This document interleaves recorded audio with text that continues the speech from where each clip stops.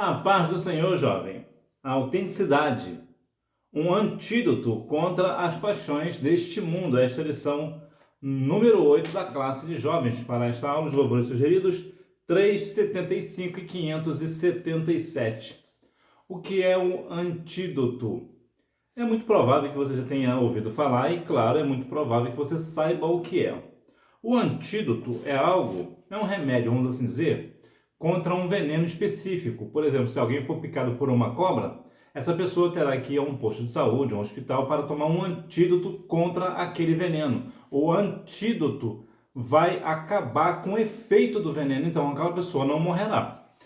Trazendo para nós, um antídoto seria como se fosse uma vacina, por exemplo. Quando nós estamos, dependendo das circunstâncias, nós tomamos uma vacina e ficamos imune a uma determinada doença. É claro que o antídoto é algo mais profundo, é algo mais complexo de se fazer, é mais caro também. Mas o antídoto é exatamente isso. O antídoto serve para anular o efeito do veneno. Então é justamente isso. A autenticidade é isso que falta hoje, né, em muitos jovens, né? A autenticidade cristã. Então, jovem, como você é uma pessoa autêntica, o fato de você ter essa autenticidade, isto vai anular os efeitos do mundo na sua vida. Texto principal. Porque andando na carne, não militamos segundo a carne, porque as armas da nossa milícia não são carnais, mas sim poderosas em Deus, para a destruição das fortalezas, segundo a Coríntios, capítulo 10, versículos 3 e 4. Portanto, as nossas armas, elas são poderosas em Deus. Não somos nós quem fazemos. Quando você é chamado, por exemplo, para expulsar um demônio, você vai lá na casa daquela pessoa e expulsa o demônio não sai, porque foi você que foi lá. O demônio sai porque você usa o nome de Jesus, que é uma arma eficaz, poderosa contra os demônios. É muito bom deixar isso claro, porque muitas vezes nós dizemos hoje, quem abriu o mar vermelho? Foi Moisés. Moisés não abriu o mar vermelho. Foi Deus quem abriu o mar vermelho através de Moisés. Muitas vezes nós damos crédito do milagre à pessoa pela qual Deus usou. Mas as nossas armas poderosíssimas estão em Deus.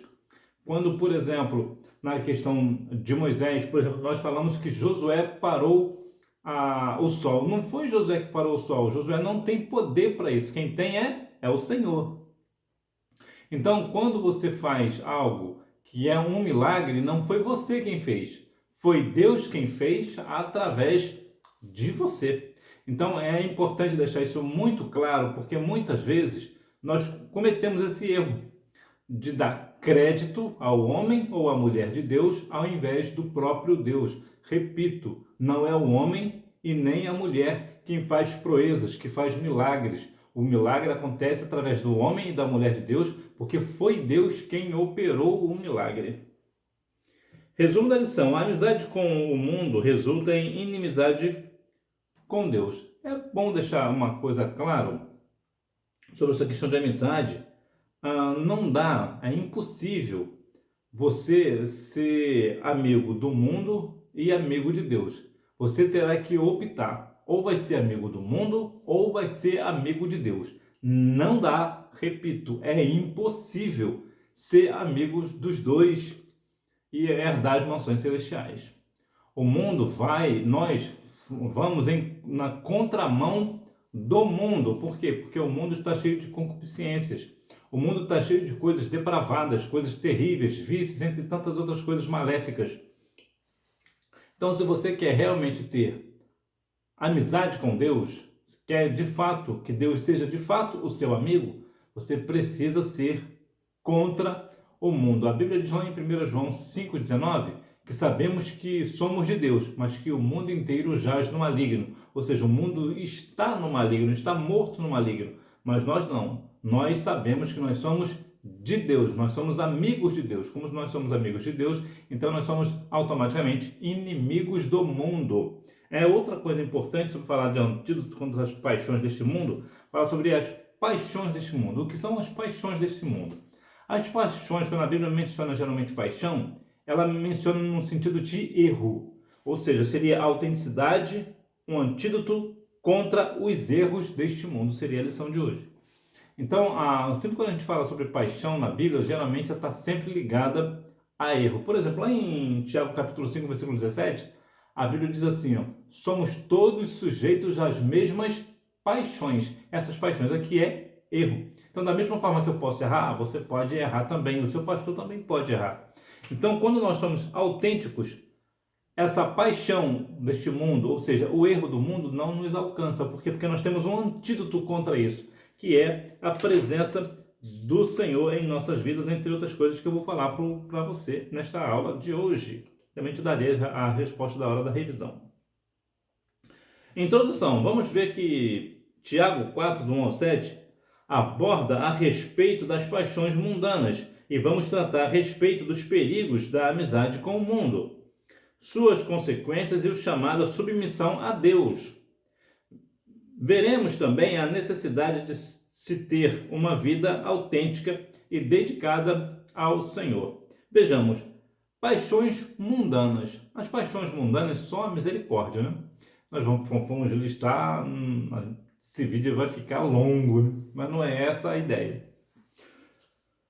As paixões deste mundo, os erros deste mundo, estão muito colocadas principalmente no âmbito sexual. Muitas coisas no âmbito sexual, principalmente para jovem, né? Eu já fui jovem, sei bem como é que é, já passei pela juventude, apesar que boa parte da minha juventude eu passei no mundo. Voltei para Jesus, eu tinha cerca de uns 22 anos, mais ou menos, na verdade 21 anos eu voltei para Jesus, 21. Eu estava um mês de completar 22 anos e voltei para Jesus. Durante esse período que eu fiquei na igreja, com 22 anos um pouco para frente, eu ainda fiquei praticando coisas do mundo. À medida que o tempo foi passando, eu fui vendo que realmente eu estava, às vezes, até pregando a palavra em outras igrejas, mas eu sabia que a minha conduta não estava coerente. Eu falava, não é possível que isso aconteça. E aconteceu uma vez que eu fui ministrar a palavra numa igreja e Deus me usou muito. E eu fiquei assim, muito impactado com a palavra que Deus me deu naquele dia. Só que eu sabia que eu não estava em condição, eu estava numa vida de pecado. E dali para frente eu falei, não, tem que mudar esse negócio. E comecei a buscar mais ao Senhor e fui realmente andando na posição pela qual Deus queria que eu andasse. Então, a respeito da questão sexual, eu posso muito falar, porque eu passei por lá, eu sei que realmente é uma grande dificuldade para os jovens, né? A questão da masturbação, por exemplo, né? Principalmente músicos, né? Músicos têm muito essa questão da masturbação, né? As meninas têm a questão também sobre o sexo anal, também se o homem também tem muito essa questão também, né? Os jovens, até porque o sexo anal não causa gravidez, aí a menina quer casar, mas não quer casar pura, né? Aí tem essa ideia de que se fazer sexo anal com o noivo ou com o namorado, vai continuar virgem, então não tem problema nenhum. Sim, tem muito, na verdade.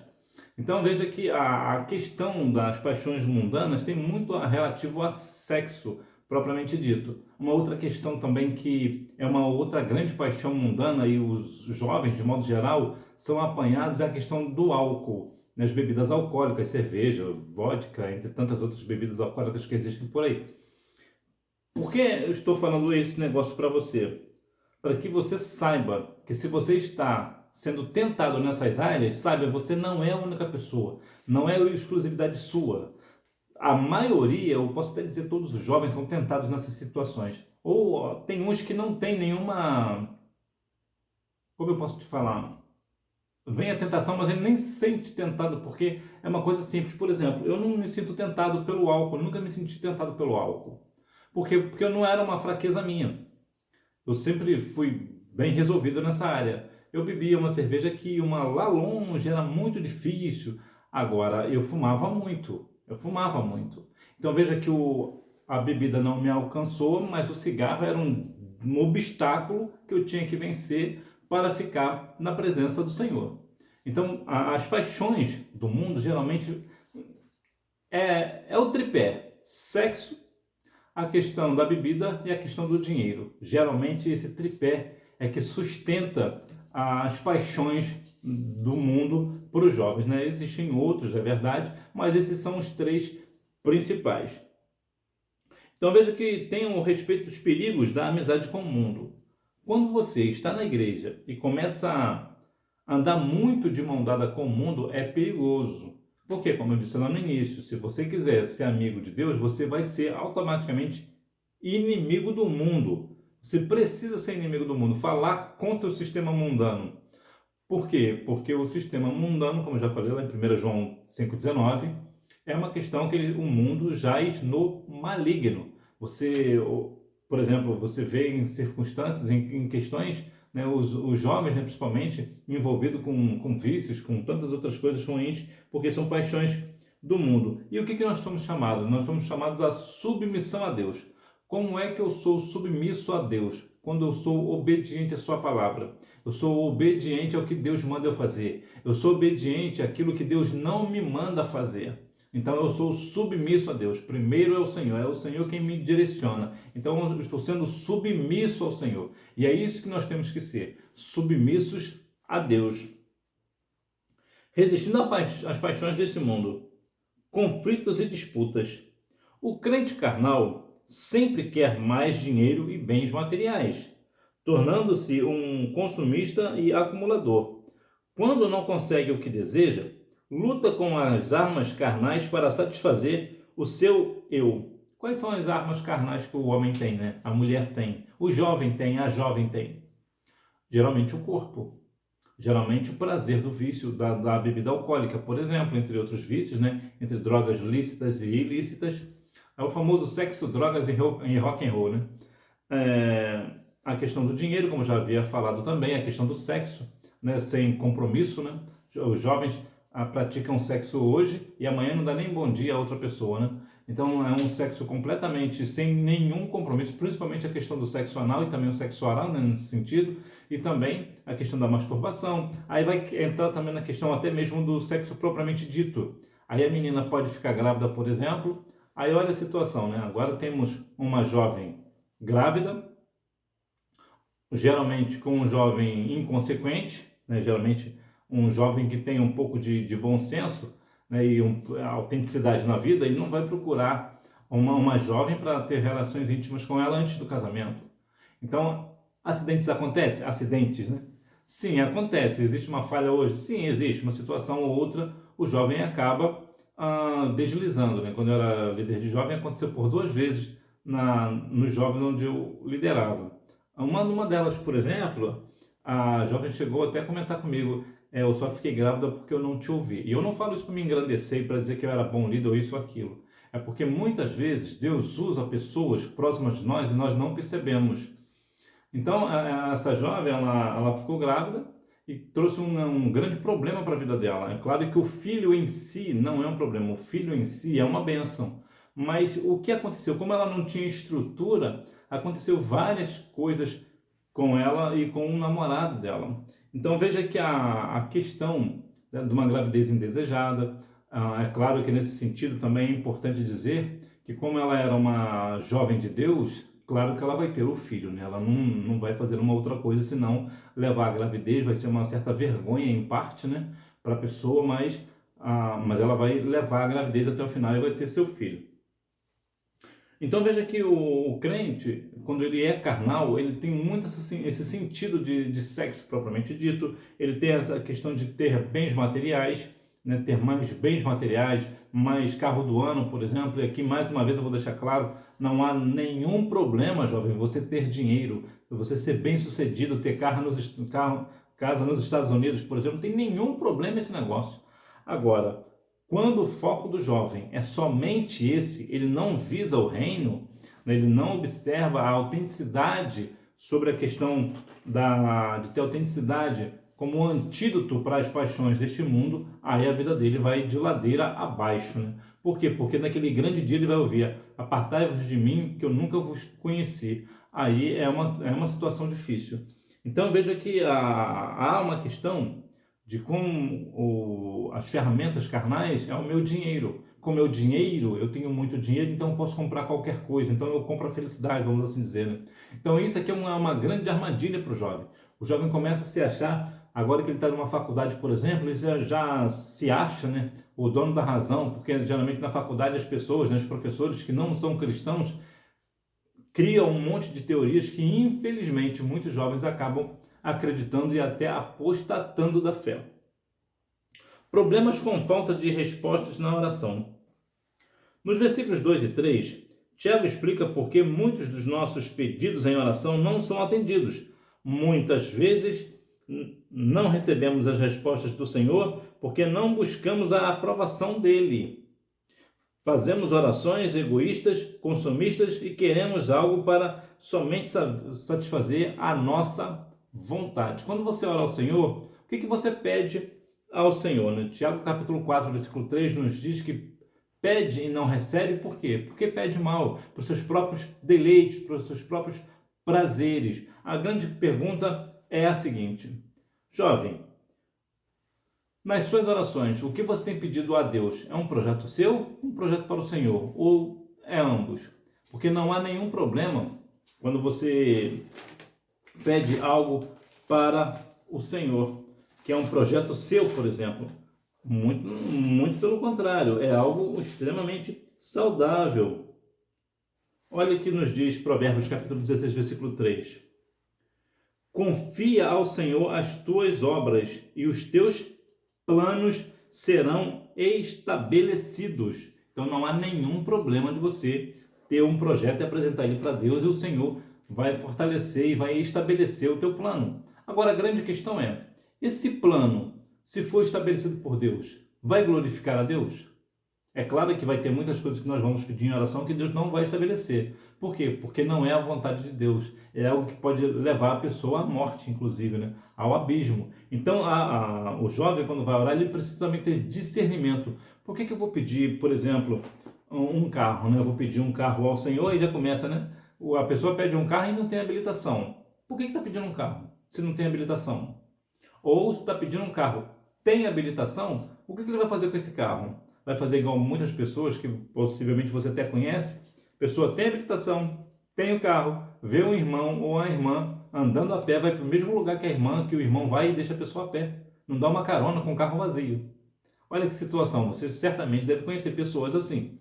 Então, para que você vai, para que eu vou pedir algo ao Senhor que não vai glorificar o seu santo nome? Então é importante também nós termos discernimento. O que eu estou pedindo em oração ao Senhor vai glorificar a Deus? E ainda que não glorifique ao Senhor de modo geral, vai me trazer uma alegria, e essa alegria eu vou fazer com que eu glorifique mais ao Senhor? Então é muito importante nós sabermos pedir ao Senhor. Pedir, dá-se-vos-á. Então quando você pede ao Senhor com todo o seu coração, com algo que você realmente precisa fazer, precisa resolver, é uma outra questão. Agora, o grande ponto é, eu vou pedir um carro ao Senhor, mas quando eu ver aquele irmão na rua, andando na rua a pé, eu vou passar por ele, correndo para não dar carona para ele? É muito possível que Deus não vai te dar. E se der nesse sentido, você só vai demonstrar o tipo de crente que você é. Então, eu creio que você é um jovem que está sendo guiado pelo Espírito Santo. Então é claro que você é um jovem amoroso, uma jovem amorosa. Mas é muito importante nós venhamos ter isso, né, no nosso entendimento, porque muitas vezes nossas orações não são respondidas porque não é a vontade de Deus para nós.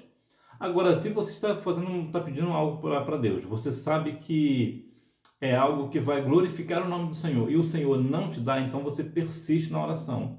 Por quê? Porque possivelmente é o que Deus está querendo que você faça. Que você continue perseverando em oração. Uma vida prazerosa. É errado desejar ter uma vida prazerosa? Não. Como Pai, Deus deseja nos dar boas dádivas. O que não podemos é desejar ter amizade com o mundo às custas da desobediência ao Senhor. Qual o tipo de prazer, jovem, que você tem buscado? Que prazer, principalmente prazer carnal, né? Só a misericórdia, jovem, só Jesus. Eu falo porque eu fui jovem e era só a misericórdia. Eu tive meu líder, né? O primeiro líder de jovem que eu tive, ele passava uma situação tão difícil comigo porque eu era muito difícil. Eu era um jovem muito difícil. Eu me lembro que eu batizei num mês, 2 meses depois, eu estava fazendo umas coisas, ainda tive coragem de dizer para ele, olha, eu estou fazendo isso. Ele ficou vermelho igual tomate. E hoje eu entendo, na época, eu achava aquilo extremamente normal, coisa extremamente normal. E eu estou falando aqui propriamente de carícias, não é o sexo em si, mas eram carícias muito íntimas, vamos assim dizer, né? Com uma jovem que inclusive nem crente era. Então veja que quando eu falei para ele, ele falou, botou a mão na cabeça, meu jovem, você não pode fazer isso não, rapaz, você não sabia. Eu falei, não, qual o problema? Ainda perguntei para ele, olha a situação, olha como é que era um jovem difícil. E para ele colocar aquilo na minha cabeça, ele sofreu muito. Então veja que era um tipo de prazer que eu tinha, era o meu prazer, era um prazer carnal, era o prazer da carne. Então muitas vezes o jovem tem essa questão também, né, de ter o prazer da carne. E depois que ele conversou comigo, eu comecei, que claro, esbravejei bastante com ele, discuti com ele, até no bom sentido da palavra, né? E depois, com o tempo, eu fui vendo que realmente ele estava certo e eu estava errado. Eu não estava vivendo em santidade, eu não estava vivendo uma autenticidade contra as paixões deste mundo. Então, à medida que o tempo foi passando, eu fui amadurecendo. Então, veja que realmente, para você ter uma vida prazerosa, você não precisa ter amizade com o mundo. Para ter uma vida prazerosa, tenha amizade com Deus, que a sua vida será prazerosa aqui e principalmente na eternidade. As consequências das paixões desse mundo. Ignorar o zelo de Deus. A nossa velha natureza é odiosa, ciumenta e ávida pelos prazeres deste mundo. Sérgio Lopes, cantor brasileiro, ele canta um louvor que eu acho muito interessante, que é a natureza humana, né? Eu luto é contra a minha própria alma, a natureza humana que há em mim. Carlos Sérgio Lopes é o nome dele, o poeta, né, como é chamado. Aqui está a grande questão da vida, a nossa velha natureza. O maior inimigo que você tem não é o diabo, é você. O grande inimigo do homem é o homem. Vencer a carne é extremamente difícil. É extremamente difícil. E sabe qual é o pior disso? Onde você vai, você está. Não dá. Você não tem como você sair de você para não andar com você. Não tem isso. Então, em todo lugar, você será o maior inimigo que você tem. Por quê? Porque a nossa velha natureza ela é odiosa. Então, nós odiamos com uma certa facilidade, né? Porque uma pessoa pisou no seu pé, você já está com raiva. Não é assim? A gente já é aquela questão assim, a gente agitado, não é verdade? Temos ciúmes das coisas completamente aleatórias. E tem a questão aqui sobre a questão da nossa inclinação para o pecado. O homem é inclinado para pecar. Assim também a mulher, né? Claro, eu digo pela raça humana. Tanto o homem quanto a mulher, qual é a nossa natureza? A nossa natureza ela é pecaminosa. Nós temos tendência para pecar, o nosso coração ele é voltado para o pecado. Por quê? Por causa da queda de Adão e Eva lá no paraíso. Então nós temos, né, nós adquirimos esta natureza pecaminosa. Como é que nós vencemos esse negócio? Somente com o Senhor. Nós não devemos, melhor dizendo, nós não devemos ignorar o zelo de Deus por nós. Deus tem um zelo por nós. E para isso, nós devemos também estar no Senhor, porque a paciência do Senhor um dia se esgota, então isso é perigoso. Orgulho. No versículo 6, Tiago afirma aos seus leitores que, mesmo que a nossa velha natureza possua inclinação à inveja e ao ciúme, Deus nos dá graça para resistir ao orgulho. O orgulho, a soberba, é algo que afronta a Deus diretamente. Por quê? Porque o orgulho e a soberba fala de Satanás diretamente. Porque o diabo quis ser igual a Deus. Algumas pessoas dizem que o diabo quis ser maior, né? Não, o diabo não quis ser maior do que Deus. Ele quis ser semelhante, ser igual, do mesmo tamanho, o que já é uma profanação, né? E por isso ele foi expulso do céu. Então, toda vez que uma pessoa tem um orgulho, fala com orgulho de si, fala com a soberba do coração, na verdade ele está refletindo a principal característica do diabo no céu. Então, o Senhor, ele não tem prazer naquela pessoa que é orgulhosa. Naquela pessoa, por exemplo, o pregador, né? As pessoas só aceitam Jesus aqui porque eu que preguei. Ou professor da Escola Bíblica Dominical, né? As pessoas só aprendem aqui porque sou eu que ensino. Isso é o quê? Isso é soberba de coração. Então, é muito perigoso esse negócio, porque realmente A Bíblia diz lá em 1 Pedro, capítulo 5, versículo 5, o que a Bíblia nos relata lá? Que Deus resiste ao soberbo, mas dá graça ao humilde. Então, quando a pessoa ela é soberba, Deus resiste. Deus não quer nada com essa pessoa, Deus não tem comunhão com essa pessoa. Mas quando essa pessoa ela é humilde, Deus dá graça. Então, nós devemos ter um coração humilde. Lembra que Jesus falou que eu sou manso e humilde de coração? O que é isso? Quer dizer que Jesus era manso e humilde na sua essência. Coração que fala de essência, fala de profundidade. Então, por que eu digo isso? Porque muitas vezes as pessoas parecem ser humildes, mas somente na aparência. O coração mesmo é soberbo que só a misericórdia. Então, veja que o orgulho ele tem esse problema, né? Tem essa questão de que realmente o orgulho é um dos pontos do adversário, é uma das características do diabo, né? Distanciamento de Deus. Distantes do Senhor, somos tomados por sentimentos negativos, como, por exemplo, a vontade de contender e nos vingar, abrindo a porta para tudo que é deste mundo. Bom, muitas vezes você, por algumas questões, pensamentos, situações que você passa, você pode ter aí um sentimento negativo com alguém, né? E desejar se vingar, por exemplo, né, de contender. A vingança ela tem uma questão que eu acho curiosa, que é o quê? Que a vingança é de Deus e a vingança não é de Deus. Aí você vai dizer, como assim? Eu vou te explicar.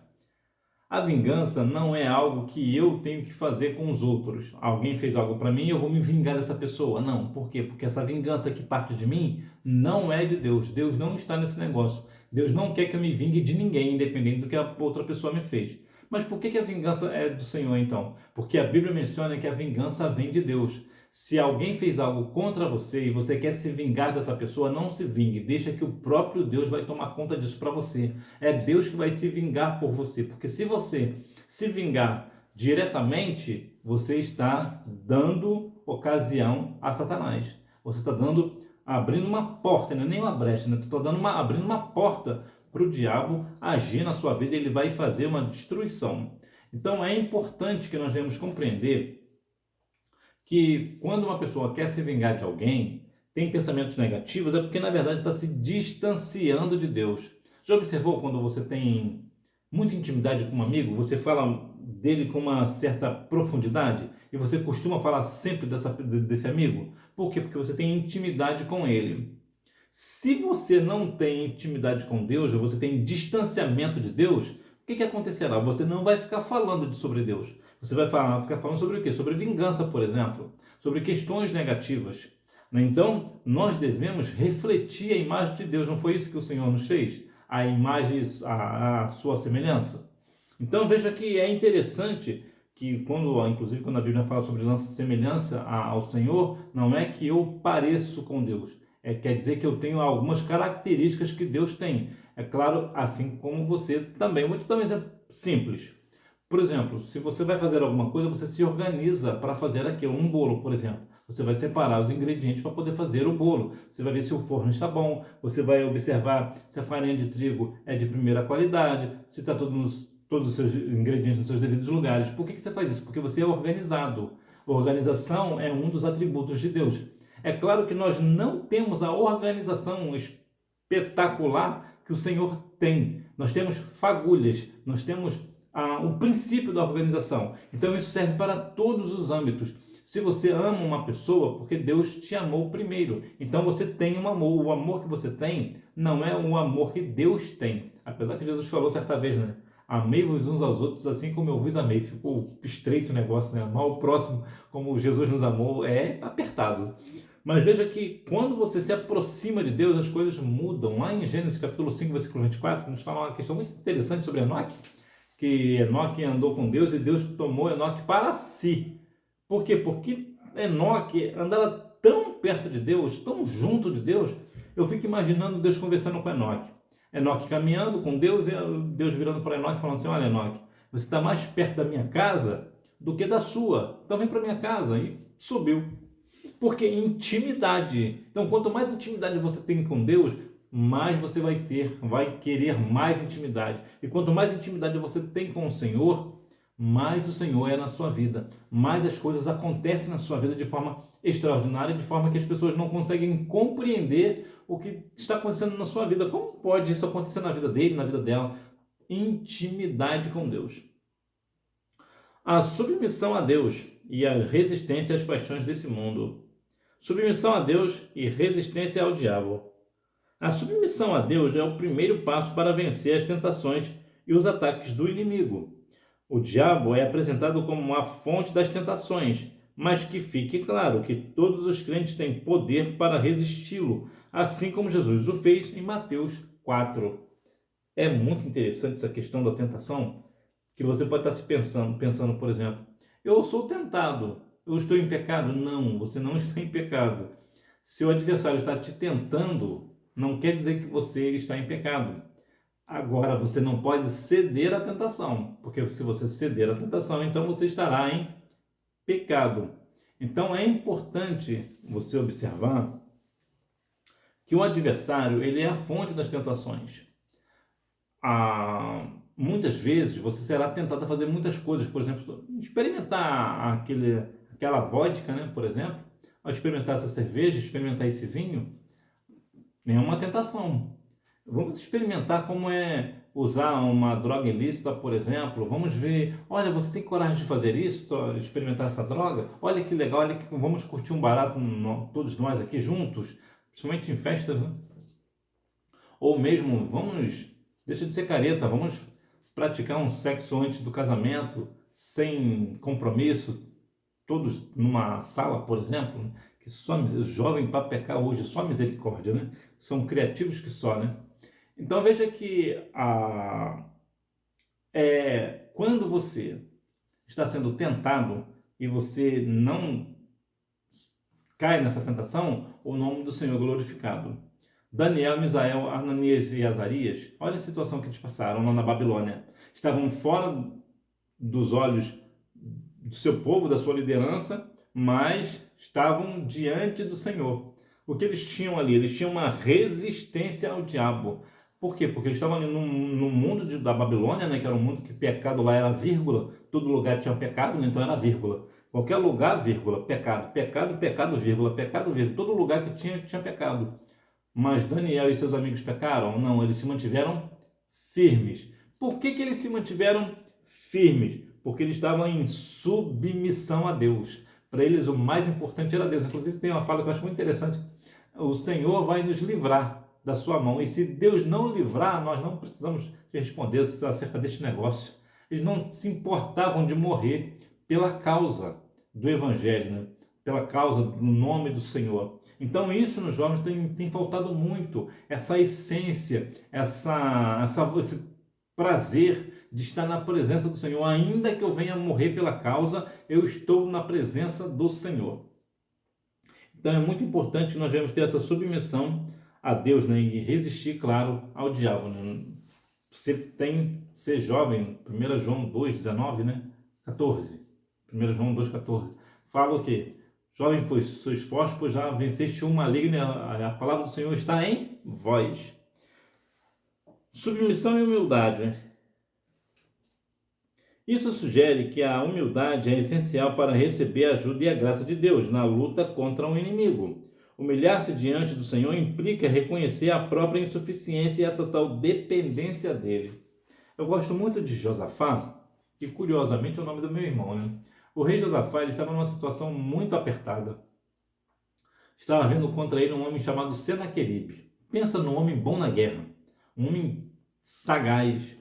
E ele orou ao Senhor de uma forma que eu acho muito interessante. Ele disse: Senhor, está vendo contra nós um homem que nunca perdeu uma batalha. Veja que ele colocou exatamente o que aconteceu. Senaqueribe, até aquela ocasião, nunca havia perdido uma batalha. Ele era um homem experimentado na guerra. Ele era bom no negócio. Mas Josafá, ele reconheceu com humildade que aquele homem que estava indo contra ele era maior do que ele. Ele era mais forte na guerra do que o rei Josafá. Senaqueribe era um homem extremamente valente. Acho que ele parece que era general. Ele era um homem muito forte na batalha, tanto que nunca havia perdido uma batalha. Mas olha o cumprimento de Josafá. Mas os nossos olhos estão fitos em ti. Ou seja, nós estamos olhando para ti. Nós confiamos no Senhor.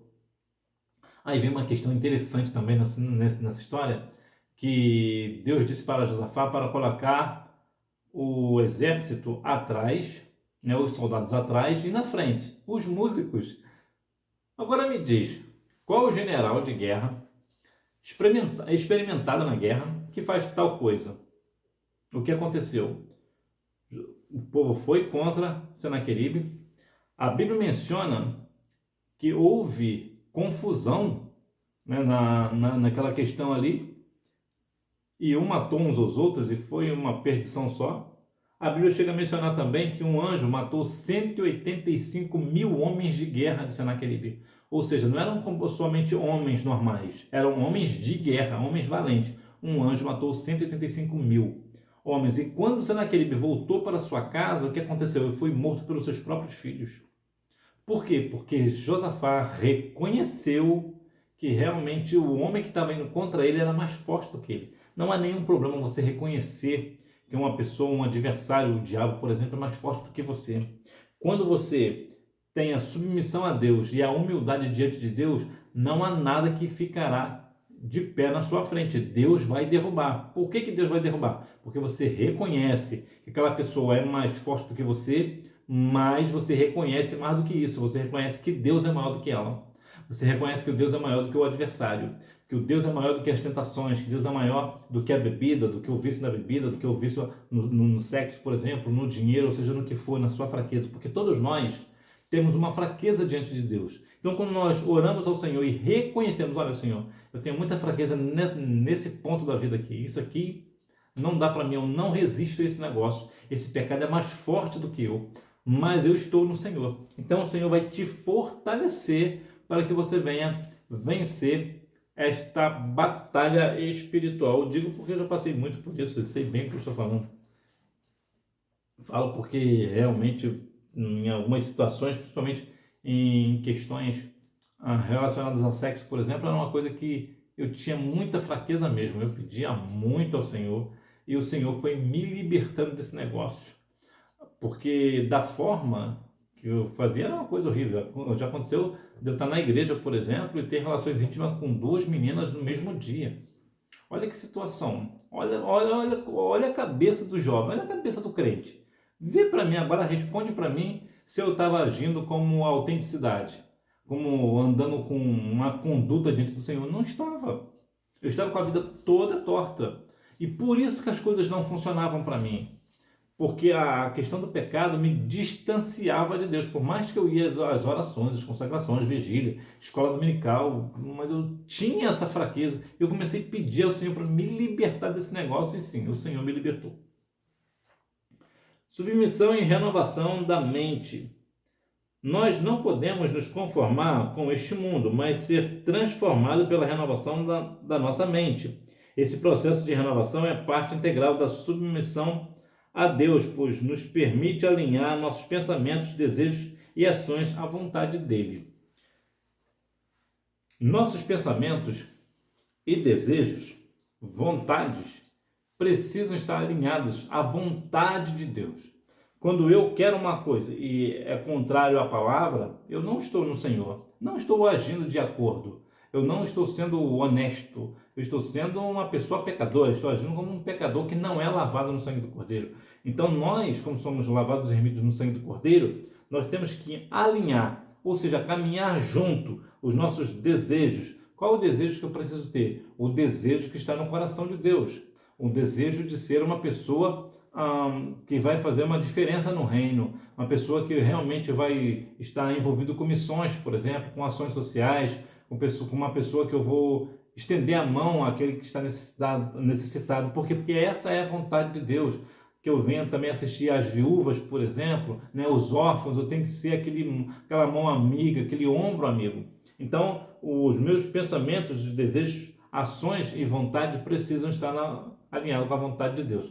Agora eu quero te falar uma questão muito curiosa, que aqui fala sobre a questão de não podemos nos conformar com este mundo, mas ser transformados pela renovação da nossa mente. Isso aqui está correto. Lá em aos Romanos, capítulo 12, versículo 2, que está alinhado esse versículo, nos fala de uma forma que eu vou ler aqui para você, porque realmente não lembro bem como está escrito, mas eu vou ler aqui direitinho, só para poder te falar exatamente o que eu quero passar para você. Veja, e não vos conformei com este mundo, mas transformai-vos pela renovação do vosso entendimento, para que experimentei qual seja a boa, agradável e perfeita vontade de Deus. Certamente você já ouviu e talvez até já pregou em cima desse texto, falando que nós devemos transformar o mundo, né? Você prega em cima de Romanos 12:2, falando que nós temos que transformar o mundo. Mas não é isso que o texto está dizendo. Esse texto não fala que nós temos que transformar o mundo pelo nosso entendimento. O que a Bíblia está dizendo aqui é que eu tenho que me transformar, ser transformado. Veja que e não vos conformei, se fosse para ser para o mundo, seria assim, ó, e não vos conformei com este mundo, mas transformai-lo. Não era assim? Eu tinha que transformar o mundo. Não é isso que o texto diz. O texto diz que transformai-vos. Ou seja, é eu que tenho que me transformar pelo meu entendimento. Entendimento de quê? Da palavra. Entendimento do que eu tenho da parte do Senhor. Então esse texto não está falando que eu tenho que transformar o mundo, mas que eu tenho que me transformar pela renovação do meu entendimento. É muito curioso, né? Fala a verdade, essa parte você não sabia, né? E se você não sabia, já deixa um like nesse vídeo aí, porque já valeu, né? Conclusão.